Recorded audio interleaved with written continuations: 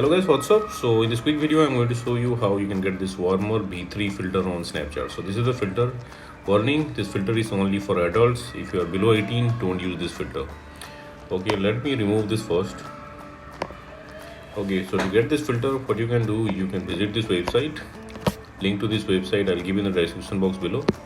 Here in this website you will see the snap code for this filter. If you are browsing this website in your laptop or PC, you can scan the snap code with your Snapchat mobile app, and if you are browsing this website in your mobile, just tap on the snap code and open it with Snapchat. You will see this pop-up on Snapchat, unlock for 48 hours. Tap there to unlock the filter. There you go, you got the filter. So that's it guys. Likewise, you can get this filter on Snapchat. Warning again, this filter is only for people above 18. So if you are below 18, don't use this filter. So thanks for watching the video guys. See you in the next video.